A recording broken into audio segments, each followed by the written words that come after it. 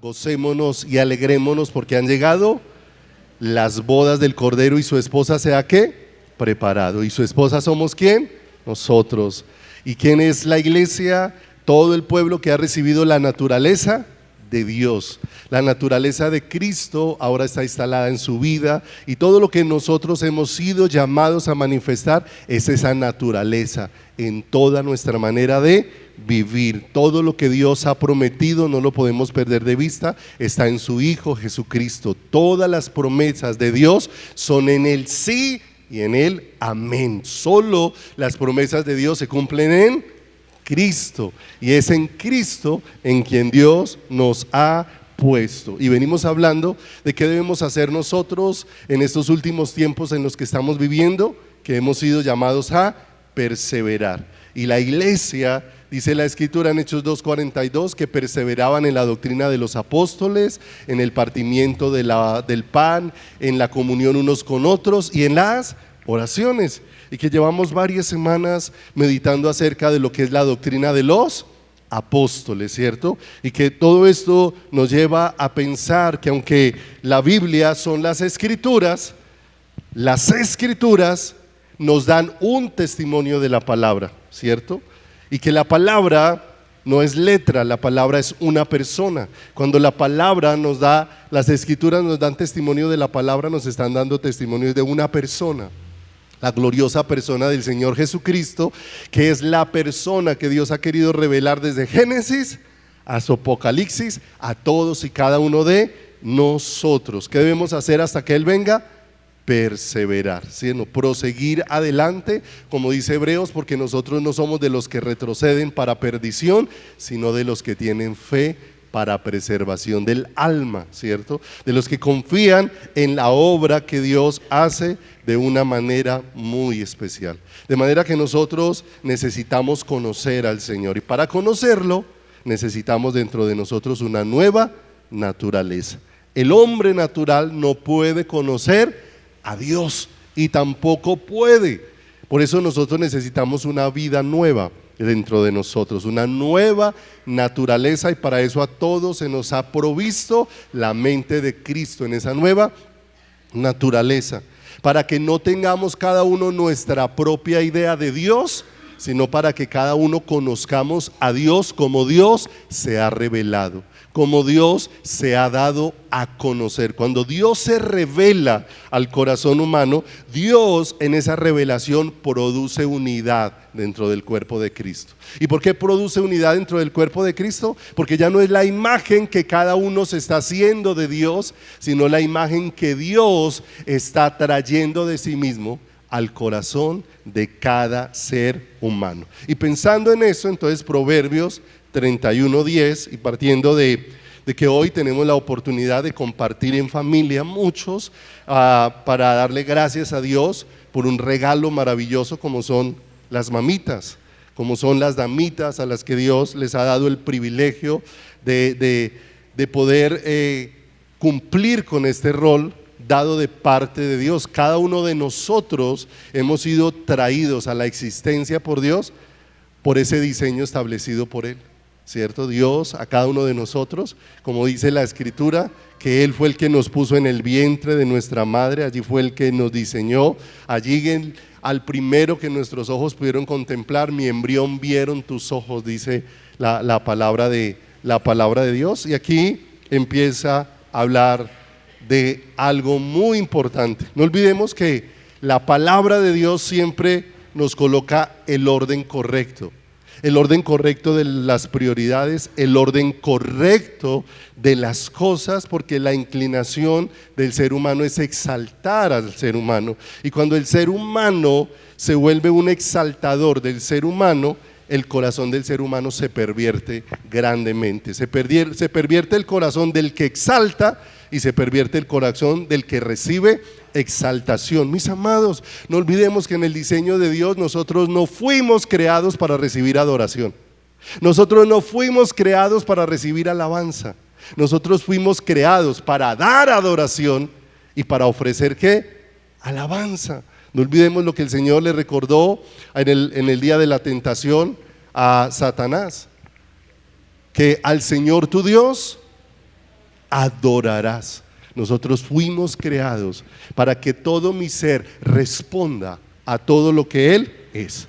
Proverbios 31:10 habla de una condición que en este caso se está expresando en la vida de una mujer. Pero no olvidemos que siempre en la Biblia la mujer es una figura de lo que es la iglesia del Señor Jesucristo. Es una figura de lo que es nuestro Salvador y Creador. La iglesia es una expresión, Él es la cabeza y nosotros somos su cuerpo, y hay un solo cuerpo que es formado por muchos miembros, los cuales somos ¿qué? Nosotros. Y dice, mujer virtuosa, ¿quién la hallará? Porque su estima sobrepasa largamente a la de las piedras preciosas. Entonces se halla un valor incomparable puesto en la vida de una persona, ¿cierto? Que le ha dado valor a la vida de esa persona. Y nosotros no podemos perder de vista qué es lo que le da valor a la vida de un ser humano. El ser humano ha puesto el valor de lo que es, en lo que tiene, en lo que alcanza, en lo que sabe, y por eso el ser humano se frustra tanto cuando todas esas cosas pasan, ¿cierto? Les voy a preguntar algo. ¿De quién fue idea que nosotros llegáramos a ser ancianos? ¿Los ancianos son diseño de quién? ¿De quién? De Dios. Y necesitamos entenderlo y aceptarlo en nuestro corazón. Porque en la medida que vamos siendo más adultos, vamos siendo más conscientes de nuestras incapacidades. Lo que ya podía hacer antes, ya no lo puedo hacer. La habilidad que tenía antes, ya no la no la tengo. Pero en el diseño de Dios, eso no es para que yo me llene de frustraciones, sino eso es para que yo tenga mi contentamiento, no en lo que yo puedo hacer, sino en lo que Él es en mi corazón. Porque lo que podemos hacer va quedando ¿dónde? Atrás. Pero lo que Él es permanece para siempre, no se desvanece, no deja de ser. Pudiesen acabarse todas mis fuerzas y lo que Él es sigue. Nosotros nos desgastamos con mucha facilidad. Hacemos trabajos en el lugar que ahora estamos adecuando y terminamos agotados, cansados y sin fuerzas. Dios terminó la creación y reposó el séptimo día, no porque estuviera cansado. Él no se fatiga con cansancio como quién, como nosotros. El Señor empezó la creación y la terminó, y después de haber hecho el universo entero, estaba tan intacto como antes de comenzar el universo. No hubo el más mínimo desgaste. ¿En quién?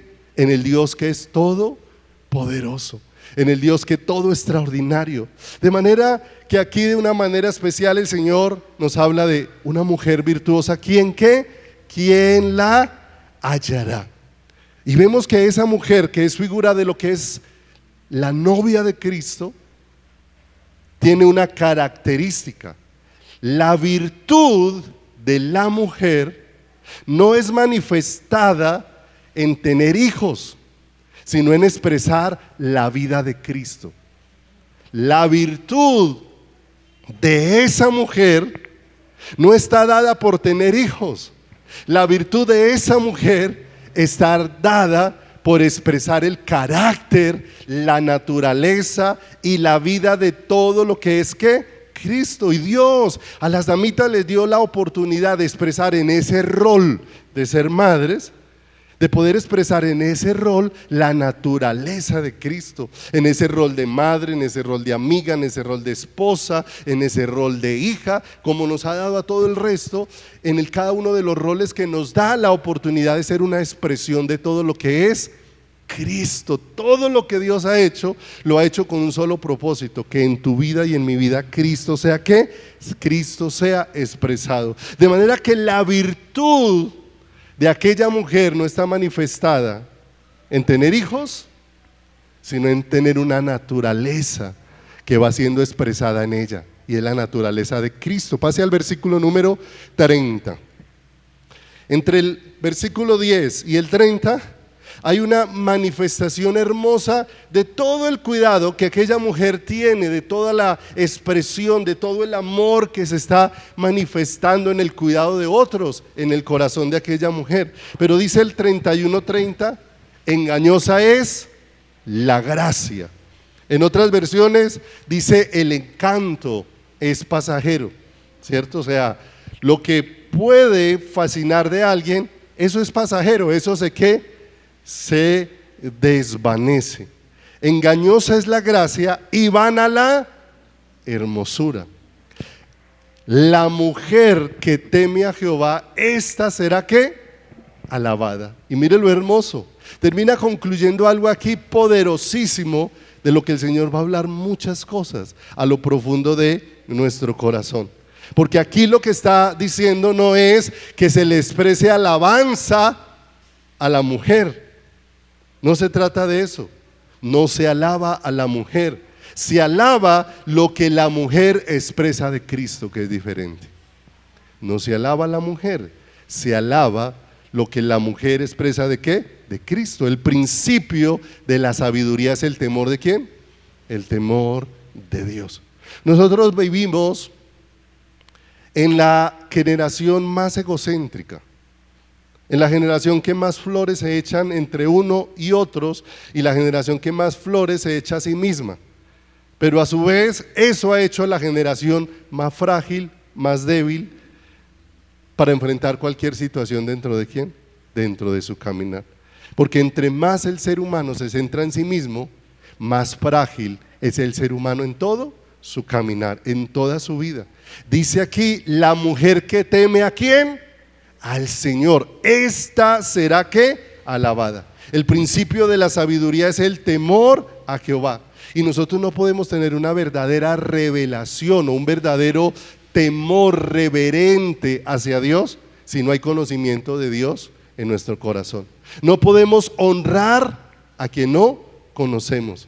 ¿Y qué dice la Escritura? Que eso no lo podemos hacer nosotros por nosotros mismos. La Escritura dice que nadie puede conocer al Padre sino al que el Hijo lo quiera ¿qué? Lo quiera revelar. De manera que tener temor de Dios reverente significa reverenciar o tener tal reverencia en nuestro corazón que provoque en mi corazón un impulso, un deseo, un anhelo tan profundo que cambie toda mi manera de vivir. Algo que impactó mi vida de manera tan profunda que eso produce un cambio radical en mi corazón. Mis amados, la verdadera sabiduría, la sabiduría divina, proviene de la naturaleza que nos fue concedida, de la naturaleza que nos ha sido dada, y es la única manera de poder entender a Dios. Vaya conmigo a Proverbios capítulo número 1:7. La mujer que teme a Jehová, esta será ¿qué? Alabada. Y dice Proverbios capítulo número 1 versículo número 7, el principio de la sabiduría es el temor de Jehová, ¿sí o no? Y lo coloca en contraste con otra actitud muy diferente, porque dice los insensatos que desprecian la sabiduría y la enseñanza. Nosotros podemos escuchar muchas cosas acerca del temor de Dios, y una de las que más nosotros escuchamos frente al temor de Dios es que el temor de Dios tiene que ver con reverencia, tiene que ver con respeto, tiene que ver con honra, y en cierta manera tiene que ver con eso, pero en una muy pequeña proporción, porque sin una revelación de Dios, esa reverencia solamente se convierte en una expresión solamente de labios. ¿Qué le dijo el Señor tantas veces al pueblo de Israel? Este pueblo de labios me honra, mas su corazón está ¿qué? Está lejos de mí. Aunque el respeto y la honra están incluidos, cuando uno ve a los hombres de la Biblia encontrándose con Dios, lo que la presencia de Dios produjo en estos hombres fue más que simplemente un respeto, fue más que simplemente una simple honra. Cuando estos hombres tuvieron una revelación de Dios, cayeron temblando a los pies del Señor. Y usted mira escenarios, usted va y busca el escenario de Daniel, que cuando Daniel vio aquel que tenía ojos como llamas de fuego, cayó al piso y no tenía fuerzas para levantarse. Y cuando el Señor le dice que se levantara, dice que apenas se pudo poner sobre sus rodillas y sobre sus manos, apenas estaba ahí puesto, no se podía no se podía sostener. Isaías nos narra de una manera extraordinaria que cuando vio la gloria de Dios, fue aterrado. ¡Ay de mí! ¿Qué le pasó a aquel Juan en Apocalipsis cuando vio al Señor? Dice, cuando lo vi, caí como muerto. De manera que una revelación de Dios en el corazón no va a producir simplemente un mero respeto, va a producir un temblor dentro del corazón, aterrador dentro de nuestra vida, pero un temblor diferente al que nosotros pensamos. Porque nosotros, con el temor de nuestro concepto es, ¿qué temor de Dios? Pero con ese temor nos estamos alejando. Decimos que tenemos temor de Dios, pero nos alejamos todos los días, nos vamos enfriando, nos vamos apagando, nos vamos distanciando. Mis amados, el temor de Dios produce un temor aterrador de alejarme de Él. Al contrario, no es un temor de, ahí está Dios y todos los días estoy más lejos, no. Es un temor de alejarme de Él, un estremecimiento dentro de mi corazón de que no me quiero alejar de ¿quién? De su presencia. De que lo que aterra al ser humano no es estar delante de Dios, sino lo que lo aterra es ¿qué pasaría donde me tocara estar lejos de Dios? Le faltó un instante en esa revelación a Pablo para que la dirección de la vida de Pablo cambiara absolutamente. El asunto es que nosotros tenemos un temor de Dios y no cambia la dirección de nuestras vidas, porque es un temor definido por el ser humano y no por la revelación de quién es Dios. La revelación de quién es Dios tiene que estremecer tu corazón. Estremeció el corazón de cada hombre y de cada mujer en la palabra de Dios. Cuando vemos la narración en Hebreos 11 de todos los que se narran allí, por la fe Abel, por la fe Enoc, por la fe Moisés, por la fe Abraham, por la fe Sara, y toda esa lista de los que hay, con toda seguridad que si tuviéramos una charla con cada uno de ellos y nos compartieran acerca de lo que ocurrió, cada uno nos hablaría de cómo Dios estremeció sus corazones de tal manera con su revelación que su vida fue partida en dos. Lo que fue antes de que Dios se revelara sus vidas y lo que fue ¿qué? Después de que Él se revelara a cada uno de sus corazones. Mis amados, cuando Dios empieza a revelar a cada uno de nosotros el Cristo que habita en nosotros, mis amados, se va a apoderar de nosotros un temor reverente. Un temor reverente. Cuando va siendo revelado ese Cristo que ha venido a habitar dentro de ¿quién? Dentro de cada uno de nosotros. No olvidemos, el primer encuentro al que nos lleva el Padre es con el Hijo. Y veíamos ahora, la mujer que teme a Jehová, esta será ¿qué? Alabada. ¿Qué había en aquella mujer? Temor de Dios. Hubo un encuentro tal que impactó su vida, y ahora lo que movía el corazón de esta mujer era que jamás quería alejarse de ¿quién? Alejarse de el Señor. ¿Sabe por qué hay tanto cuestionamiento en el corazón de la iglesia hacia Dios? Todo lo que nos pasa de una vez se vuelve un instrumento para cuestionar a Dios. Para cuestionar, porque nosotros, aunque decimos que le estamos diciendo a Dios el por qué, ¿sí? Muchas veces lo que hay detrás del por qué es un cuestionamiento hacia Dios. Cuestionamos a Dios en lo que Dios hace, en lo que Dios es. Y frecuentemente me encuentro en charlas con los hermanos donde siempre les estoy diciendo o les estoy compartiendo lo mismo. Amado, de esta situación de la que te estás quejando tanto, ¿en manos de quién está? ¿En manos de quién está tu vida? La respuesta de los hermanos, en manos de Dios.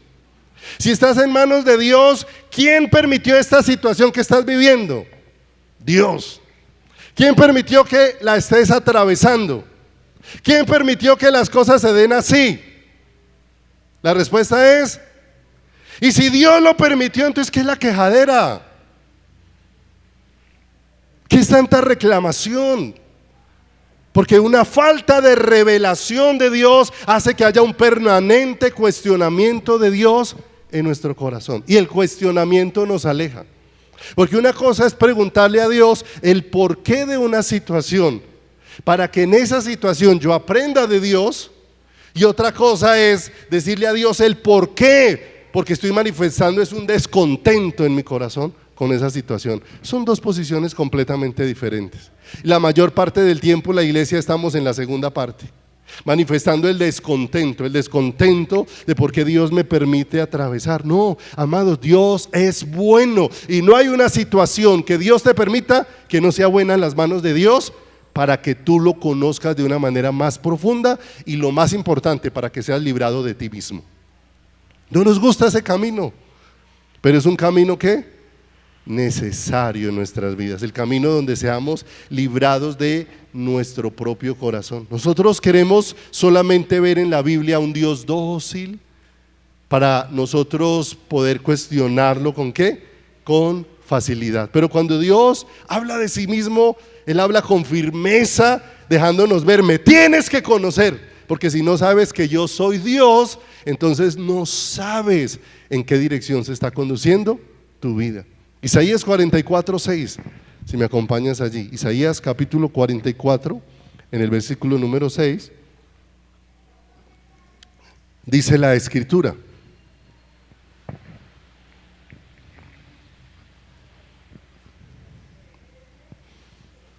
Isaías 44:6 dice: la mujer que teme a Jehová, esta será ¿qué? Alabada. Y el temor de Dios no es simplemente respeto, es una disposición en el corazón que me atrae profundamente. ¿Hacia quién? Hacia Dios. Isaías 44:6 dice: así dice Jehová, Rey de Israel y su Redentor, Jehová de los ejércitos: yo soy el primero y yo soy el postrero. Escuche: y fuera de mí, ¿qué? No hay Dios, ¿cierto? Mis amados, si Él es Dios, ¿qué puede hacer? Le pregunto, si Él es Dios, ¿qué puede hacer? Lo que quiera. Si Él es Dios, ¿qué puede hacer contigo? Y cuando uno mira el carácter de Dios, que es justo, santo, bueno, perfecto, misericordioso, todo lo que Dios quiere hacer contigo es bueno, ¿cierto? Es perfecto. Los discípulos al principio no sabían quién era Dios. Por eso el reclamo de ellos: ¿no te das cuenta que nos estamos hundiendo y que perecemos? ¿No tienes cuidado de nosotros? El Señor aquietó el mar y los discípulos tuvieron que decir: ¿quién es este que aún el viento y el mar le obedecen? Estamos al lado de Dios, estamos tan cerca de Dios, pero a veces tan lejos, porque estamos tan cerca de todo lo que Él nos quiere expresar, pero tan lejos de caer rendidos a todo lo que Él quiere. Tan lejos de caer rendidos a todo lo que quiere. Fuera de mí no hay ¿qué? No hay Dios. Mira, mis amados, la voluntad de Dios es agradable, buena y ¿sí? Pero necesitamos estar convencidos de eso en nuestro corazón. ¿Para honrar a quién? Para honrar a Dios. Dios permitió que a dos personas les sucediera cosas similares con un final diferente.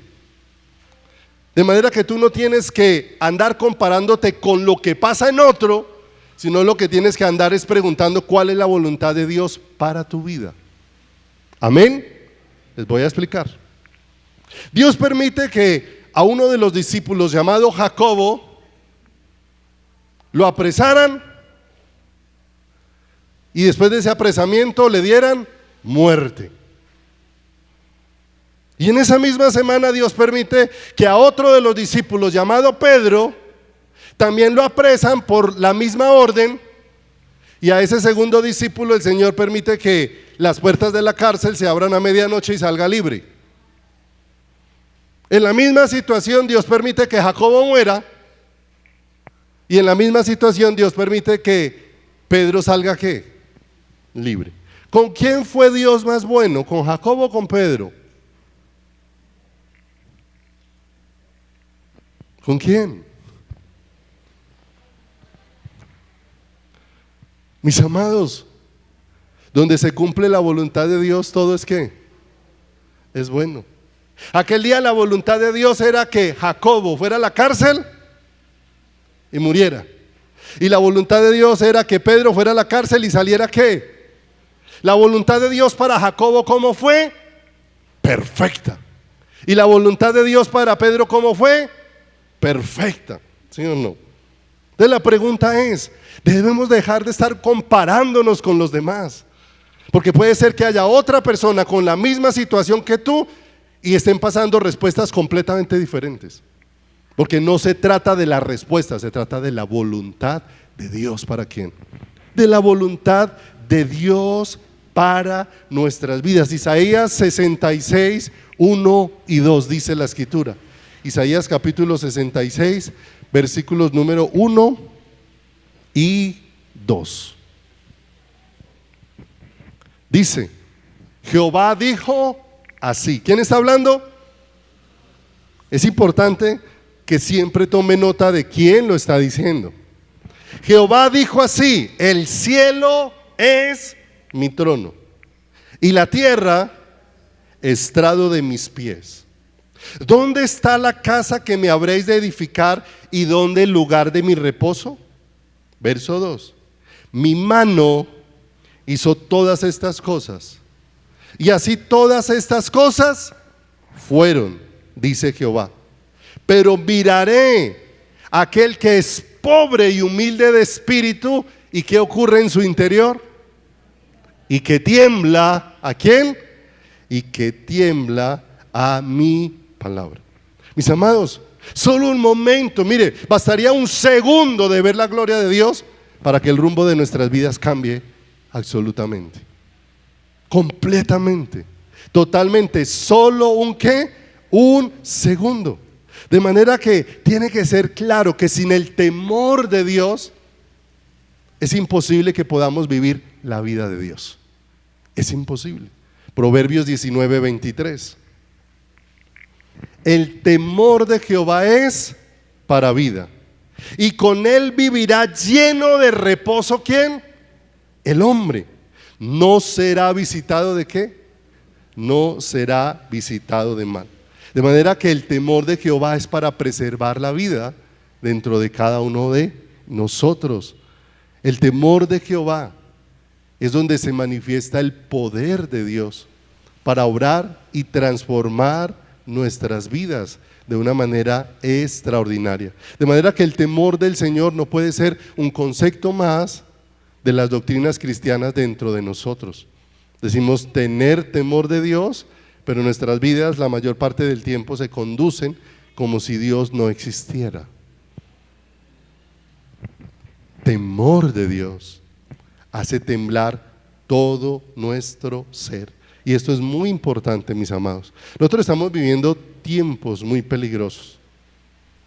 En los postreros tiempos, dice la palabra, vendrán tiempos peligrosos por el carácter de los hombres, que serán perversos de todas las maneras de ¿qué? De todas las maneras de vivir. ¿Cómo está el mundo en este momento? En caos, en todas las áreas, ¿cierto? Dios le está dejando ver al hombre de todas las formas que no puede tener el control de nada, ¿sí o no? Hace unos meses las cosechas se estaban perdiendo por la falta de lluvia, ¿cierto o no cierto? Ahora se están perdiendo por el exceso de lluvia, ¿cierto? Hace unos días se perdieron muchas cosechas porque no llovía, se perdió.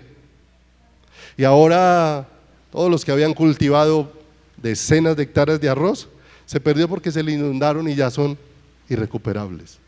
Se ha salido del control del ser humano absolutamente ¿qué? Absolutamente todo. El mundo entero está en un caos, porque el hombre quiere tomar como el gobierno y el control, y cada vez que el hombre tome el gobierno o el control, todo se va a ir en una dirección muy destructiva. Todo lo que el hombre controla lo destruye, lo daña, lo hiere, lo acaba. Todo lo que el hombre ¿qué?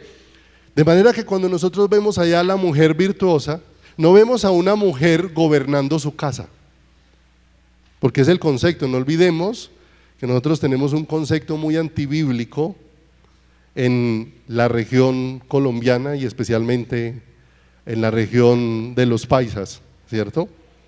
¿Cuál es el centro de la familia? ¿Quién? ¿Quién? ¿Y a dónde aprendió eso? Si la Biblia dice que el centro de la familia es Cristo. ¿Sí o no? Mire, tan claro es esto, que es un gran error, y con todo esto no espero ofender a las mamitas. Antes les queremos expresar es un amor verdadero. Mire,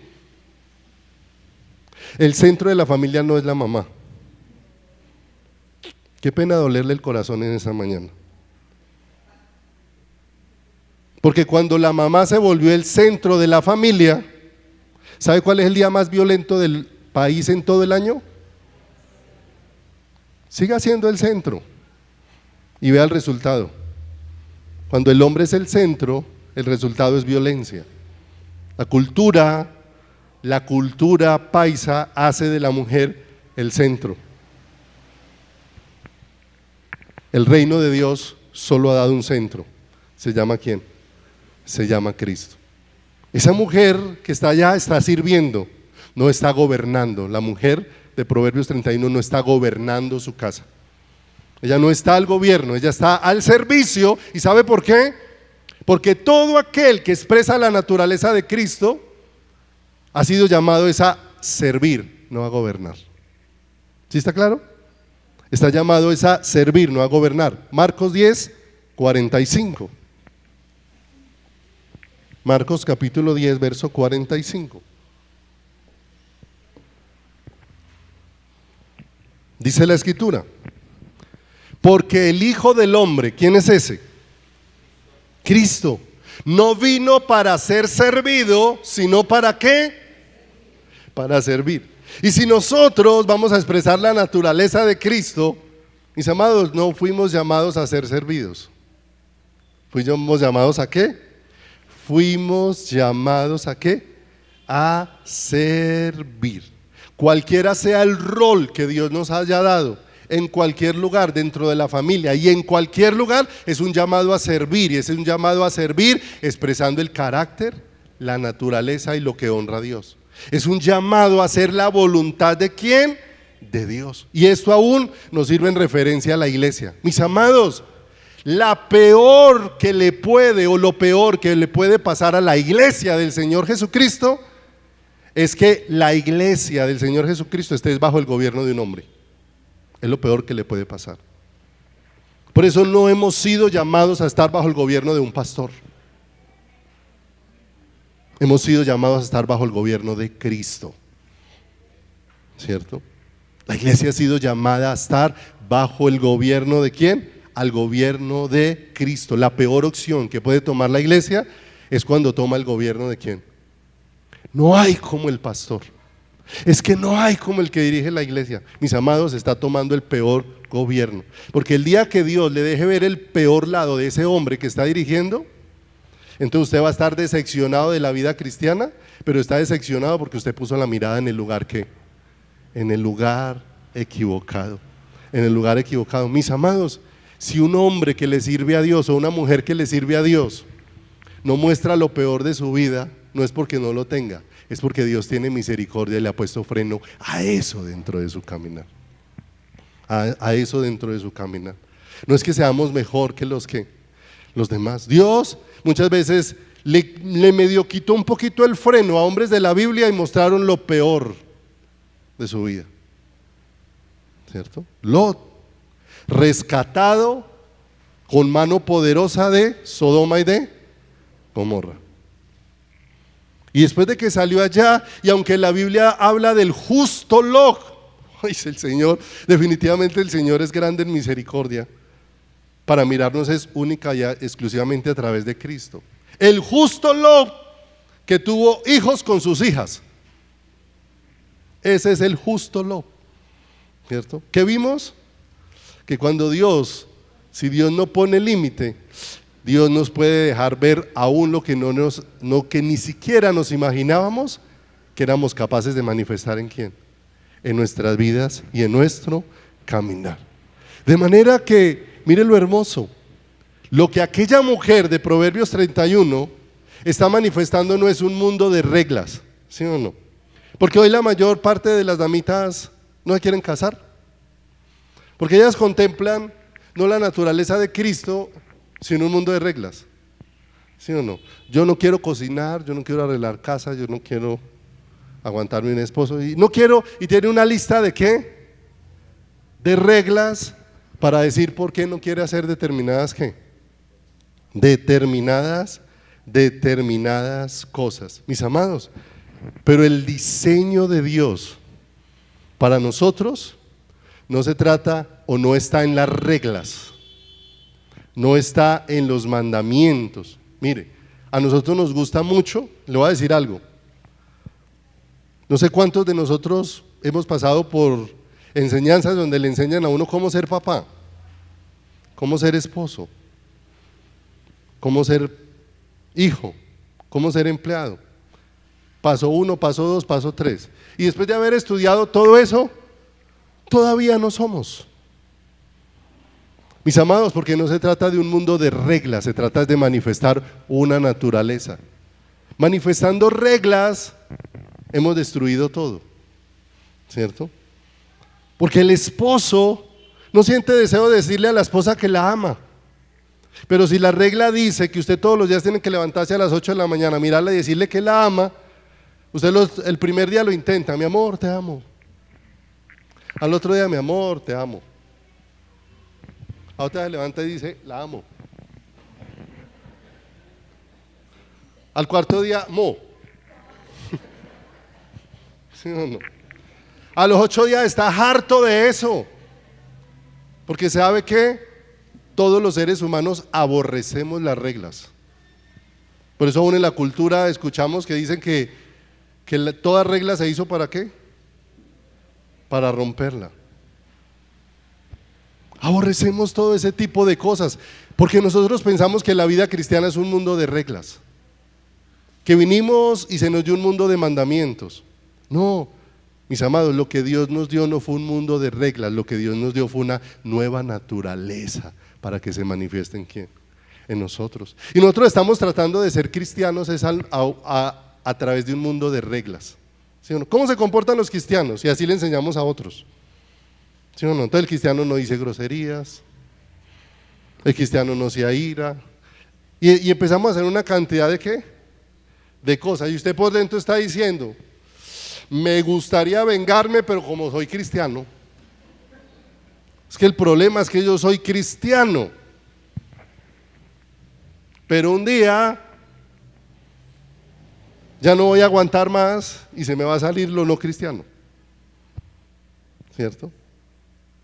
Porque estamos pensando que la vida funciona así y no funciona de esa manera, no funciona a través de un mundo de ¿qué? De reglas. Mis amados, las reglas que consideramos como cristianismo no nos hacen cristianos. Le pregunto, un joven hombre se acercó a Jesús y Jesús le preguntó a Jesús, ¿qué debo hacer para heredar la vida eterna? Y Jesús le dijo, ¿los mandamientos conoces? Y él que le dijo, los he obedecido todos desde mi juventud. El Señor le dijo, una cosa te hace falta, vende todo lo que tienes y dalo ¿a qué? A los pobres.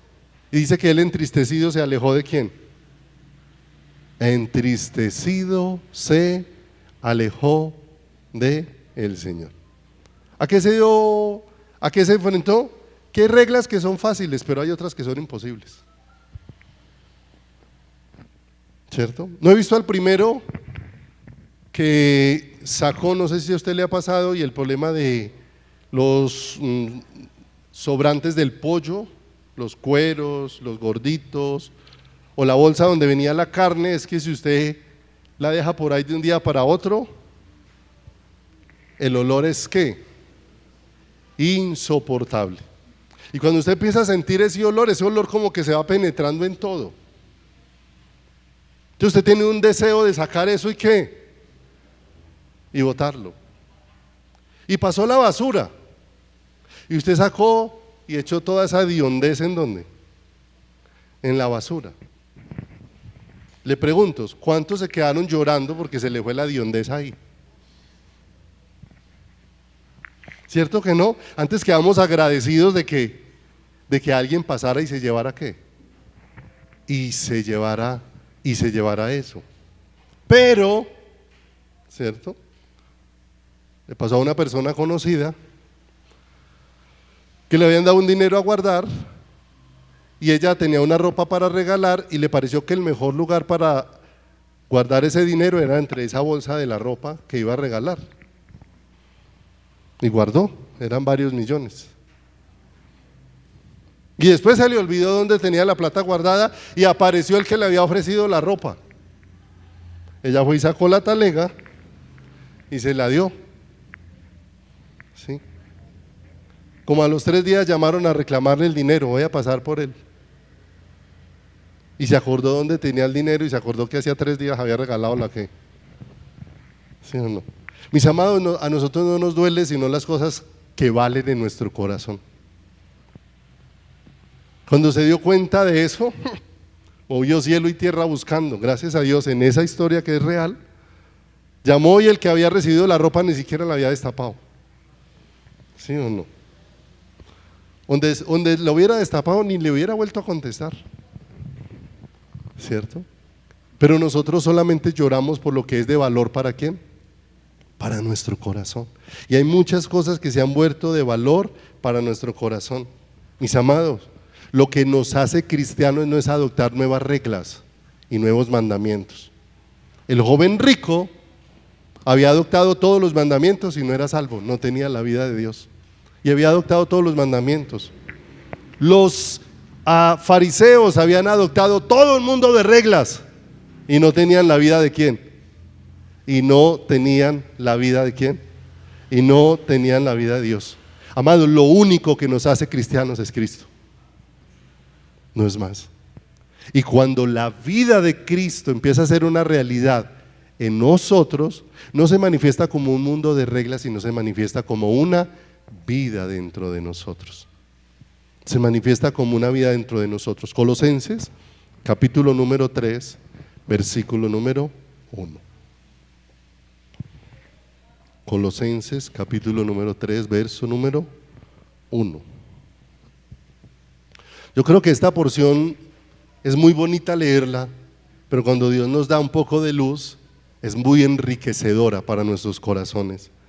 Porque mire lo que dice la Escritura. Si pues, Colosenses 3:1, si pues habéis resucitado con Cristo, buscad las cosas de arriba, donde está Cristo sentado a la diestra de Dios. Poned la mira en las cosas de arriba, no en las de la tierra, porque habéis muerto y vuestra vida está escondida con Cristo en Dios. Cuando Cristo vuestra vida se manifieste, entonces vosotros también seréis manifestados con Él ¿en qué? En gloria. Y mire, esta porción hace un cambio completo de la perspectiva de vida del cristiano. Porque la vida del cristiano no está en nada de lo que hace, en nada de lo que tiene, en nada de lo que logra, sino que la vida del creyente está en una única persona. Si usted mira el versículo número 4, empieza afirmando algo. ¿Quién es Cristo? Vuestra vida. De manera que la vida para el cristiano no es nada de lo que el creyente hace. Es todo lo que el creyente ha recibido a través de la naturaleza de Cristo. Cristo es la vida que nuestra. Por eso hay un cambio de perspectiva para la vida de todos y cada uno de nosotros. Cuando estábamos sin Cristo, ¿a qué estábamos entregados? A los deleites. A los deleites de ¿qué? De este mundo. El asunto es que muchas veces todavía ya estamos caminando como creyentes, pero todavía seguimos viviendo en los deleites del mundo.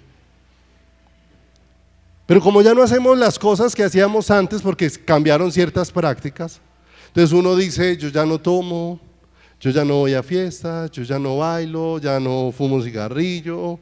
Bueno, la lista que usted puede hacer de las cosas que dejó de ¿qué? Que dejó de hacer, ¿cierto?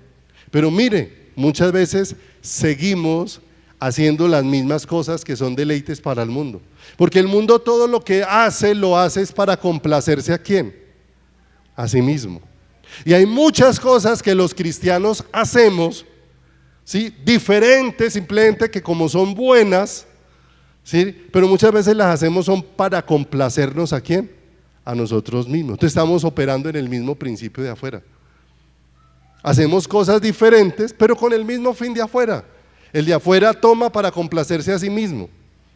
Pero muchas veces nosotros hacemos aquí adentro cosas buenas, pero también el objetivo es el mismo. ¿Complacernos a quién? Complacernos a nosotros mismos. Ahora le pregunto, cuando buscas salud, ¿qué buscas? Les pregunto, respóndase usted allá mismo. Cuando buscas salud, ¿qué buscas? ¿Qué es lo que buscas? Cuando buscas bienestar, ¿qué es lo que buscas? Cuando buscas sentirte bien, la pregunta es, ¿qué es lo que buscas? Y yo creo que la respuesta es, lo que buscamos es complacernos a nosotros mismos. Cuando buscas salud, ¿qué buscas complacer? A ti mismo. Cuando buscas sentirte bien, ¿qué buscas complacer? ¿A quién? A ti mismo. Entonces mire, nosotros buscamos es lo que nos complace ¿a quién? A nosotros. Nosotros decimos el añadido de que no sea lo que yo quiero, sino lo que sea tu voluntad, pero la mayor parte del tiempo estamos buscando lo que nos complace ¿a quién? Lo que nos complace a nosotros mismos. ¿Sí o no? ¿Qué pasa si en esa situación Dios no la quiere cambiar? Y la única respuesta de Dios es bástate mi gracia. Bástate mi gracia. Pablo oró 3 veces y la respuesta de Dios fue bástate mi gracia. ¿Usted sabe qué significa bástate mi gracia? Le voy a poner un ejemplo que nos va a ubicar en buscar las cosas de arriba. ¿De qué tamaño es el universo? Es inmedible. Dicen los científicos que hay más estrellas en el universo que granos de arena sobre la tierra. Y eso es muchísimo. Eso es inmedible. Más estrellas en el universo que granos de arena sobre la tierra. ¿Cierto? ¿Y quién sostiene todo ese universo? ¿Quién mueve todas esas estrellas? ¿Quién le da vida a todo lo que hay en el universo? Dios, ¿sí o no? Y entonces tú apareces con tu necesidad ahí, delante de Dios. Y lo que tú esperas es que Dios cambie tu necesidad, no que Dios sea la respuesta a tu necesidad, que son dos cosas diferentes. Esperamos que Dios cambie este problema, no que Dios sea la respuesta a este problema. ¿Y qué fue lo que Dios le dijo a Pablo? Bástate mi gracia. O sea, ese problema no va a cambiar. Como esa situación no va a cambiar, Pablo, yo soy suficiente para ti. La pregunta es Dios suficiente para ti? Porque si Dios decidió no cambiar tu salud, ¿es Dios suficiente para ti? Porque después de eso, Pablo no volvió a orar por el mismo asunto. Porque nosotros oramos hoy y recibimos una respuesta de parte de Dios, pero como no era lo que yo quería, al otro día vuelvo. Y vuelvo e insisto hasta que Dios me complazca a mí. Y alguien decía, mire, la oración no es para persistir hasta que Dios haga lo que tú quieras, sino es para que persistas hasta que tú entiendas lo que Dios quiere. Para eso es la oración. Persevero en ello es para que Dios me haga ¿qué? Me haga entender lo que yo necesito dentro de ¿quién? Dentro de mi corazón. Aún dentro de los aspectos religiosos, nosotros tenemos una perspectiva muy ¿qué? Muy terrenal, ¿cierto? Y todo eso proviene del mundo y no de quién, de Dios. Todo lo religioso proviene del hombre y todo lo que proviene del hombre proviene de quién, proviene del mundo, ¿cierto? ¿Qué hace que tú estés bien con Dios? Te pregunto. ¿Qué hace que tú estés bien con Dios? ¿Venir a la iglesia? ¿Qué hace que tú estés bien con Dios? ¿Leer la Biblia todos los días? ¿Qué hace que tú estés bien con Dios? ¿Orar todas las mañanas antes de que salga el sol? ¿Eso es lo que hace que estés bien con Dios? ¡No! Pero es lo que yo hago para sentirme bien con quién. Mire, lo único que hace que tú puedas estar bien con Dios es Cristo. No es más. Es lo único. Pero ¿de dónde nosotros adquirimos ese modelo? Un modelo de las costumbres y del comportamiento ¿qué? Humano. El buen comportamiento humano no hace que eso sea una manifestación de la vida de quién, de la vida de Dios. Nosotros calificamos a los cristianos es por comportamientos, no por naturaleza. Si le vemos buenos comportamientos, entonces decimos que es un excelente cristiano.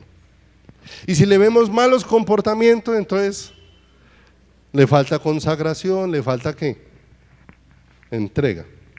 Entonces, ¿cómo calificaríamos a la gente que no tiene a Cristo y que tiene muy buenos comportamientos? ¿Qué serían? Hay gente que tiene muy buenos comportamientos y no tiene a Cristo. Entonces todo eso nos lleva a definir con claridad que aún la naturaleza caída puede producir buenos comportamientos. Y si Dios no acepta nada de lo que proviene de la naturaleza caída, no importa cuán buenos sean los comportamientos, eso jamás será aceptable delante de quién.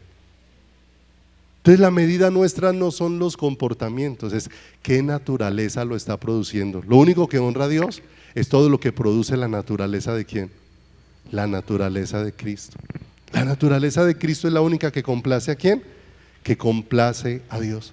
Si pues habéis resucitado con Cristo, ¿cierto? Acontecieron dos cosas muy importantes allí. Si hemos resucitado con Cristo, significa que también tuvo que haber ocurrido algo allí. Tuvimos que haber muerto ¿con quién? Con Cristo.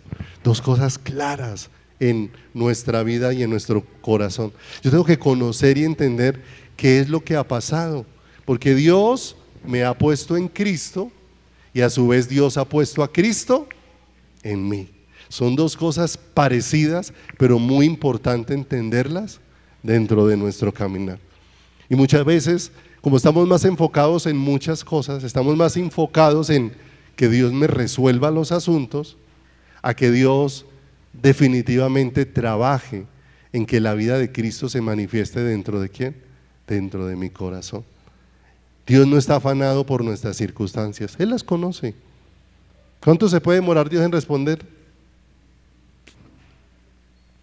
Lo que Él quiera, ¿sí o no?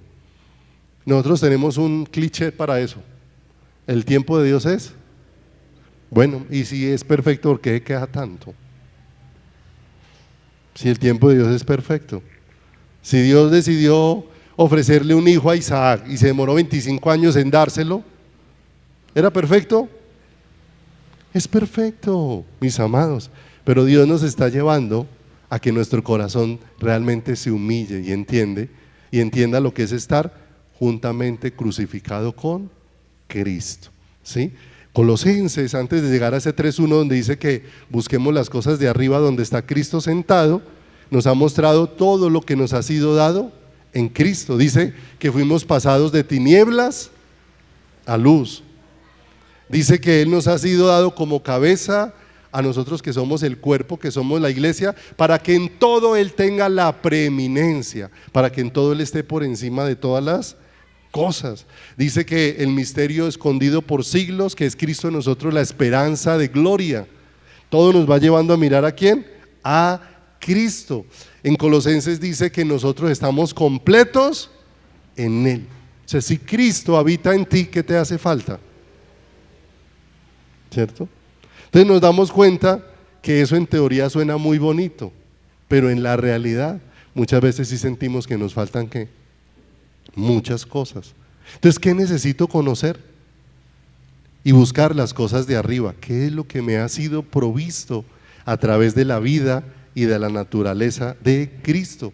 Todo esto nos lleva a poner la mirada en las cosas de arriba y no en las terrenales. Ya no vivimos por lo temporal, vivimos por lo eterno. No vivimos afanados por qué comeremos o por qué vestiremos, por lo que es aquello que se afana en la naturaleza humana. Vivimos afanados porque es la voluntad de ¿quién? De Dios. Primera de Corintios 15, 47, acompáñenme allí.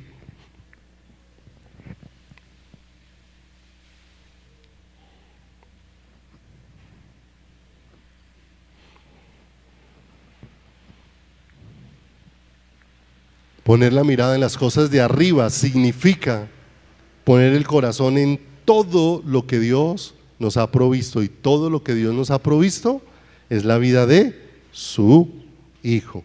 Dice Primera de Corintios 15, 47, el primer hombre es de la tierra, el segundo hombre, que es el Señor, es del cielo. Verso 48, cual el terrenal, también los terrenales. La primera imagen que todo ser humano trajimos fue la imagen de Adán, y traer la imagen de Adán es traer la imagen de un hombre caído, separado de Dios. ¿Sí?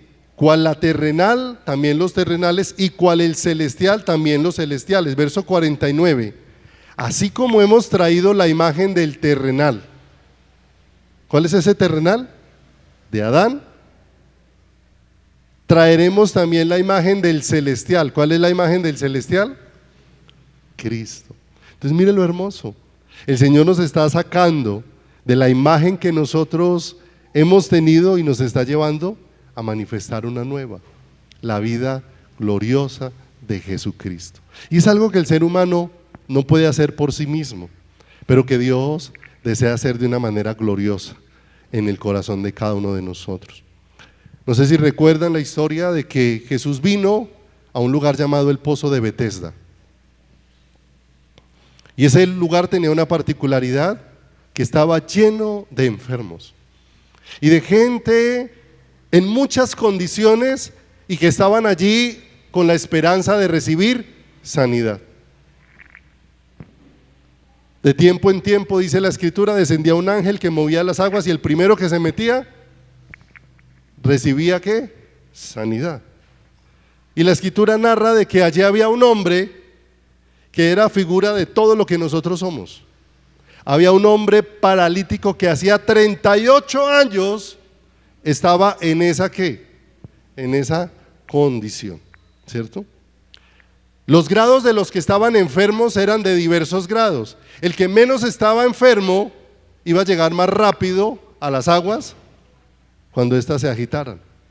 El que estaba demasiado enfermo, que ni siquiera se podía mover, ¿qué esperanza tenía para llegar a las aguas? Ninguna. Siempre iba a haber quien se le adelantara.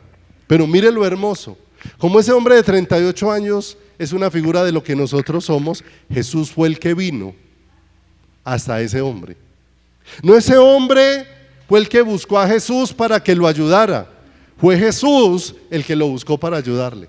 Fue Jesús el que se acercó a ese hombre que llevaba 38 años en esa condición y le pregunta, y este hombre le dice, pues es que no tengo quien me meta en quién, en el estanque.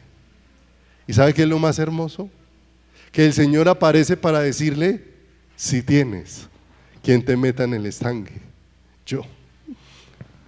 Porque nadie, ¿sí o no? Cualquiera de los enfermos, y si nosotros miramos en las crisis, es donde aparece el mayor egoísmo, muchas veces en el corazón, ¿qué? En el corazón humano. La mayor parte de las personas en un momento de crisis deja de pensar en todo el mundo y solamente piensa en quién, solamente piensa en ella. Y mire lo hermoso, Jesús viene y le dice a ese hombre que tome su lecho, se levante, y Dios de una manera especial obra en la vida de este hombre. Obra un milagro que extraordinario, lo sana. Este hombre no podía ir a Jesús, pero Jesús vino ¿a quién? Qué hermoso. Ninguno de nosotros podíamos ir a Jesús. Jesús vino ¿a quién? A nosotros. Y Jesús vino para obrar de una manera sobrenatural. Pero ¿sabe qué es lo más hermoso? Que Jesús no solamente va a tener un encuentro con este hombre, sino que después va a tener otro encuentro posterior. Y ese encuentro posterior tiene que ver con que más adelante lo encontró en el templo. Ese hombre en el templo está contando y está celebrando que Jesús lo sanó. Pero Jesús le quiere decir algo mayor. Mira, yo no te sané para que estés brincando en el templo. Yo te sané para que conozcas algo mayor. Porque si tú eres sano solamente para brincar en el templo, entonces después vas a salir y vas a volver a la misma condición que te llevó a donde estabas. Por eso Él le dice, medita en tu corazón, para que no peques y te venga algo peor a lo que tenías. Toda esa situación era el Señor hablándole al corazón de un hombre para decirle, mira, la sanidad física que obré en ti no tiene comparación con la sanidad que yo quiero obrar en tu corazón. Y la sanidad que quiero obrar en tu corazón no tiene que ver con las circunstancias, tiene que ver con la naturaleza que Dios desea manifestar dentro de ti. Es lo que Dios desea. Dios no desea simplemente que nos reunamos en un lugar. Dios desea que todo este tiempo de reunirnos sea para ser más conscientes de lo que nos ha sido provisto. Porque no solamente hemos sido puestos en Cristo por el Padre, sino que el Padre ha provisto que Cristo sea puesto en nosotros. Fuimos puestos en Cristo allá en la cruz del Calvario. ¿Y sabe por qué fuimos puestos en Cristo? Porque Dios tenía que solucionar un problema a causa de su justicia, el pecado que había en nosotros. Si Dios lo hubiera hecho directamente con nosotros, nos había tenido que destruir. Por eso Dios nos puso en Cristo, para que Cristo llevara todo el peso de nuestro pecado. Pero después de eso, Dios hizo posible que ahora Cristo, que fue ascendido a los cielos, ahora viniera y se manifestara de una manera sobrenatural. Les conviene que yo me vaya. Si yo me voy, va a venir el Consolador. De manera que ahora Cristo vendría a habitar ¿en quién? En nosotros. ¿Por medio de quién? Por medio de su Espíritu. Para manifestar un fruto de vida en nuestros corazones. Lo que se estaba manifestando en aquella mujer virtuosa no era un mundo de reglas, era un fruto de la nueva naturaleza que había en quién, que había en ella, ¿cierto? Nosotros nos consolamos con un mundo de cosas, ¿cierto? Con un mundo de cosas y hay cantidad de frases que utilizamos para escudar el descontento que nosotros tenemos, de cualquier índole. Nosotros vivimos en medio de una generación que tiene muchísimo descontento dentro de ¿quién? Dentro de su corazón. ¿Por qué tanto descontento? Porque entre más vacío está el corazón. En esta semana hablaba con alguien y le decía, mire, en una empresa están tan descontentos los que ganan poquito como los que ganan harto. Yo conozco empresas donde los que ganan poquito están descontentos porque el salario no les alcanza. Y conozco empresas donde les dan 120,000 pesos para gastos diarios de comida. Gástense 40,000 al desayuno, 40,000 al almuerzo, 40,000 a la comida, gasten los viáticos, le dan hotel 4 estrellas, 5 estrellas y están aburridos porque la empresa es mala, es muy mala. ¿Y sabe por qué? Porque lo único que sacia el corazón es Cristo. Lo único que puede llenar el corazón es Cristo. Mira, el problema no es tu esposo. El problema es que Cristo no ha saciado tu corazón. ¿Sabe cuándo esa esposa va a empezar a hablar maravillas de su esposo? ¿Sabe cuándo? Cuando Cristo sea la plenitud de su corazón. Si Cristo llena su corazón, mis amados? ¿Cómo se expresaría Cristo en la vida de esa esposa hacia el esposo? ¿Sí o no? ¿Cómo se expresaría la vida de Cristo en ese esposo para hablar de esa esposa? ¿Cierto? Entonces fíjese, lo que necesitamos no es más reglas, lo que necesitamos no es más retiros matrimoniales, lo que necesitamos es más de la vida de ¿quién? De la vida de Cristo. El retiro funciona muy bien el fin de semana. Se acabó el retiro, se acabó la luna de miel. ¿Sí o no? Entonces no quiere decir que no los podamos hacer. Lo que quiere decir es que hay algo mayor que el retiro. La vida de Cristo, ¿en dónde? En nuestro corazón. ¿A qué llevó el Señor a ese paralítico? A que él encontrara que había algo mayor que la sanidad de su cuerpo. La vida de Cristo dentro de su corazón. Mujer virtuosa, ¿quién la hallará? ¿Dónde está la virtud de la iglesia? ¿Dónde está la virtud de esa mujer que es la novia de Cristo? No está en lo que hace, está en la naturaleza que tiene. ¿Y la naturaleza que tiene? Es la naturaleza de Cristo, el Hijo de Dios. Es la naturaleza maravillosa que hace que nuestras vidas puedan expresarse de una manera diferente. La mujer que teme a Dios, esa será ¿qué? Alabada.